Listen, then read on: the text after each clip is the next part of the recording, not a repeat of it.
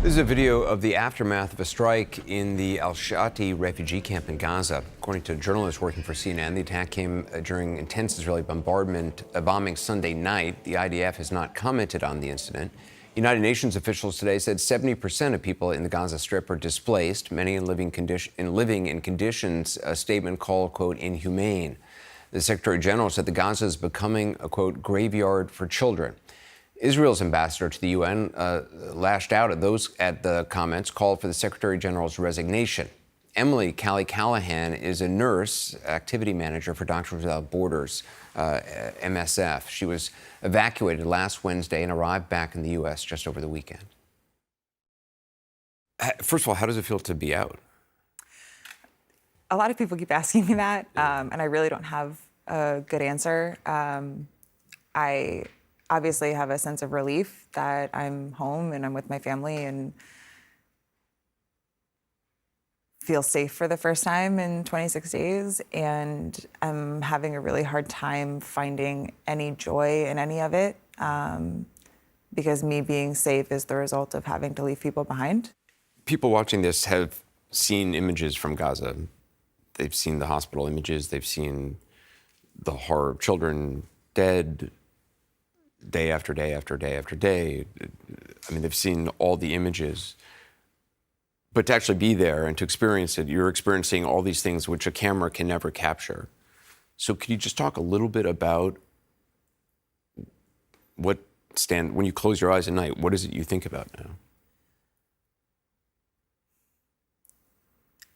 I think the answer to that question, I'll start at KYTC, which was, we were relocated about 5 times over the course of 26 days due to security concerns. And one of the places we wound up was the Khan Yunis training center. We call it KYTC. That's when people had evacuated to the south. So you were in the south of Gaza at that point. Yes, when we went to below Wadi Gaza line. And by the time we left there were 35,000 internally displaced people living alongside us. There were children with just massive burns down their faces, down their necks, all over their limbs. And because the hospitals are so overwhelmed, they are being discharged immediately after, and they're being discharged to these camps with no access to running water. There's 50,000 people at that camp now and 4 toilets. They're given 2 hours of water every 12 hours. There's 4 toilets for 50,000 people. Yes. And that's where we were living too. And they have these fresh, open burns and wounds and partial amputations that are just walking around these conditions. And parents are bringing their children to us going, please, can you help? Please, can you help?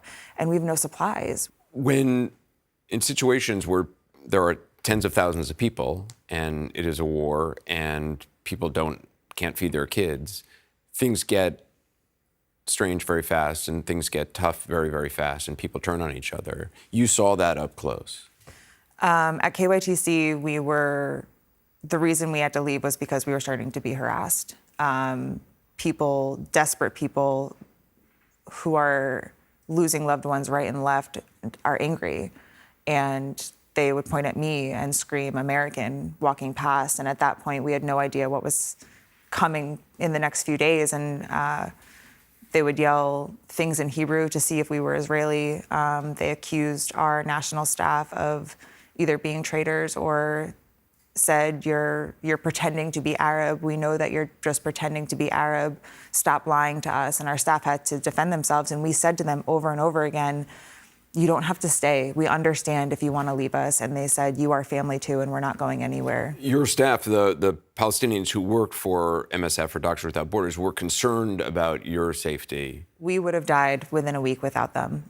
They are the only reason we are alive. It's incredible that this took so long to get Americans, sick people, start to move through that Rafah border crossing. It's inexplicable. And we were desperate. We did a calorie count at one point based on our supplies and figured out that if all of us, there's 50 people with us living in a parking lot now, only ate 700 calories a day, if that's all we had 2 days of food left, and that's it.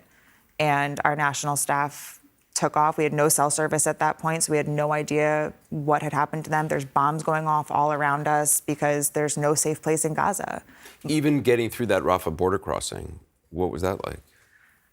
They didn't leave our side for a second. You're the national staff. The national because staff. They feared for your safety, even at the border crossing. They made sure they were standing between us and desperate people. They made sure that they were talking to every official that they could find, trying to push us through, trying to get us on the bus, trying to get us out. And we're standing there and we're watching these incredible men who have sacrificed everything for us, who have sacrificed time with their families, their own physical safety, their own water supply they were giving to us. And we're watching them fight to get us across the border, knowing that we were not bringing them with us. And they didn't waver. Ibrahim was right in the front with our passports, fighting so hard to get us on. And we get to Arish that night and find out his parents are dead. They were losing family members and friends. You said if it wasn't for your national staff, you think you would have been killed by people who were just desperate.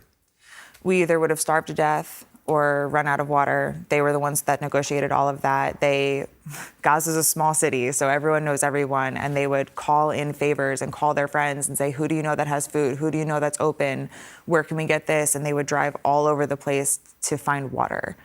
And when we ran out of bottled water in Gaza, they were the ones that were able to figure out that the water truck was coming here at these times, and oh, I know this guy has a grocery store and they still have power sometimes. I think I can probably get something from them. Like when I say we would have starved to death without them, I'm not exaggerating. And in the moments of absolute desperation of civilians, they were steadfast and calm and just talked to them and said, these people are also in the same boat that you are. They have no supplies. They also have no food and water. They are also sleeping outside on the concrete, and did it in such a beautiful way that they were able to talk them down with love and kindness. There was no violence in their heart, and it calmed everyone around them down as well. Would you go back to Gaza? In a heartbeat, in an absolute heartbeat. My heart is in Gaza. It will stay in Gaza. The Palestinian people that I worked with, both our national staff in the office as well as my staff at Indonesia Hospital, were some of the most incredible people I've ever met in my life.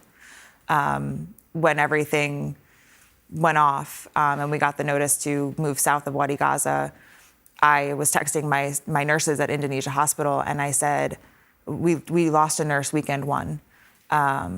He was killed when the ambulance outside the hospital was blown up. And I was texting them when we got the evacuation orders, and I said, did any of you move south? Did any of you get out? Like, are any of you coming down this way? And the only answer I got was, this is our community, this is our family, these are our friends. If they're gonna kill us, we're gonna die saving as many people as we can. And I said, if I can ever have an ounce of the heart that you have, I will die a happy person. They were incredible. I would like to send out a reminder that there are civilians seeking shelter there, and that my doctors and nurses didn't leave out of loyalty to their community. And I know that there is an idea being pushed right now that anyone that stayed behind is going to be considered some kind of a threat.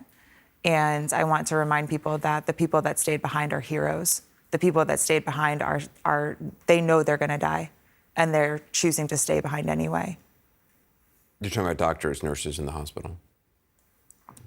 I wake up every morning and I send out a text message and I ask, are you alive? And every night before I go to sleep, I send another message and says, are you alive? Well, Kelly, thank you so much for your time. Thank you.